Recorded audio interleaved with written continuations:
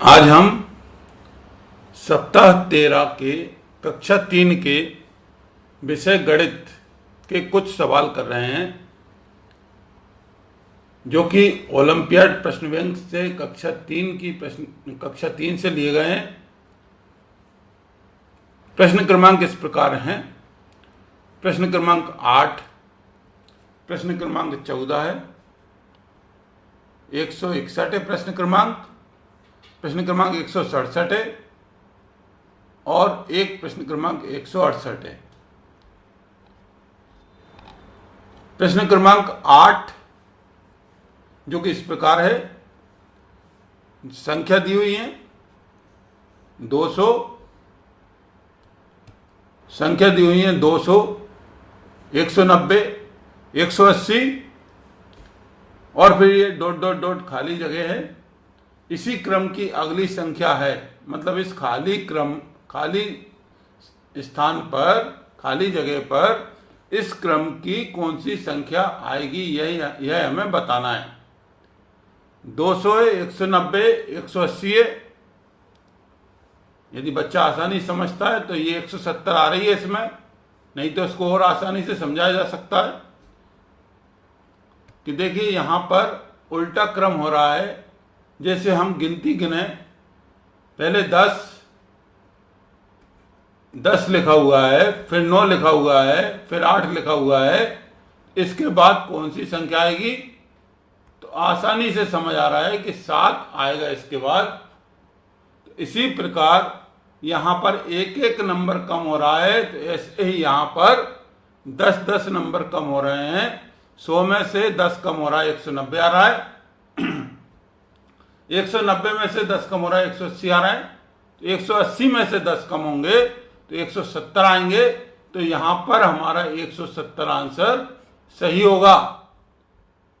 अब प्रश्न क्रमांक अगले पे आते हैं, 114। प्रश्न क्रमांक 114 इस प्रकार है कि एक जंगल में 27 खरगोश तथा 48 गिलहरी हैं, दोनों की कुल संख्या कितनी है। बिल्कुल समझ आ रहा है इसमें कि भाई दोनों को जोड़ना है। फिर भी बच्चों को समझाने के लिए हम कई प्रकार के उदाहरण ले सकते हैं। जैसे हमने ले लिए कि एक बच्चे के पास 3 पेंसिल दे दी और एक बच्चे के पास 5 पेन दे दिए या कॉपी दे दी, और फिर उनसे कहा कि बेटा दोनों को मिलाकर कितने होंगे, तो वह बता देंगे कि हमारे पास इतनी संख्या होगी। जैसे 5 कॉपी दे दी, एक बच्चे को 5 कॉपी दे दी और एक बच्चे को 3 पेंसिल दे दी, तो वो बता देंगे दोनों को मिलाकर 8 होंगे। मतलब वहां पर जोड़ना ही होगा। और इसी प्रकार यहां पर भी 27 खरगोश हैं और 48 गिलहरी हैं। पूछ रहे हैं कुल संख्या कितनी है दोनों की, तो 27 और 28 को हमें जोड़ दिया जाएगा। यहाँ 27 लिख दिया और यहाँ 48 लिख दिया। सॉरी, मैं 28 बोल गया था अभी। 27 और 48, 27 खरगोश हैं और 48 गिलहरी हैं, दोनों को हम जोड़ देंगे तो 8 और 7 हो गए 15, और एक हासिल आ गई, वो यहाँ लग गई। 2 और 1 3, 4 और 3 7, 75 हमारी अभिष्ट संख्या होगी, जो 27 खरगोश और 48 गिलहरी को मिला करके हमारा आंसर आएगा 75। तो यहां पर ऑप्शन ए सही होगा।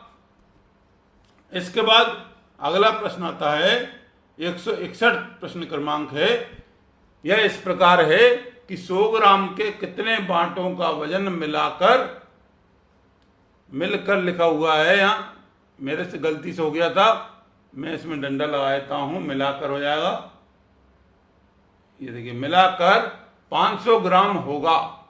कितने बांटों को मिलाकर 500 ग्राम होगा, तो यहां पर ऑप्शन ए है 100 ग्राम, ऑप्शन बी है 100 ग्राम का एक बांट है, ऑप्शन बी में जो है 100 ग्राम के ये बांट है 1 2 3 4 5, ऑप्शन सी में जो है वो 100 ग्राम के ये बांट है 1 2 3 4 5 6, और डी में जो है वो 100 ग्राम के 2 बांट हैं। वैसे आसानी से इसका आंसर समझ आ रहा है, लेकिन फिर भी हमें समझाने के लिए कुछ उदाहरण ले लिए जाएंगे।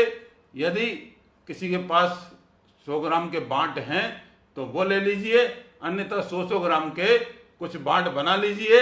और देखिए, एक 100 ग्राम का बांट और एक और ले लिए 100 ग्राम का बांट, दोनों को जोड़कर 200 ग्राम हो जाएंगे। बच्चे को आसानी से समझ आ जाएगा। फिर 100 ग्राम का एक बांट और ले लिया, फिर जोड़ा, 300 ग्राम हुआ। ऐसे ही 100 ग्राम के हम कितने बांट लेंगे 500 ग्राम के लिए, तो 100 ग्राम के 5 बांट लेना पड़ेगा, तब जाके ये 500 ग्राम होंगे। तो हमारा इसका आंसर 500 ग्राम के 5 बांट कौन से ऑप्शन में सही है, वही हमारा आंसर होगा। हमारा ऑप्शन इसमें 5 बांट जो हैं वो पहले में नहीं है, बी वाले में 1 2 3 4 5 बांट हैं, तो बी हमारा ऑप्शन इसका सही होगा। यदि हम सी देखें तो सी में 6 बांट हैं, तो इसमें 600 ग्राम होगा। और डी में जो है 200 ग्राम 2 बांट है तो 200 ग्राम होगा।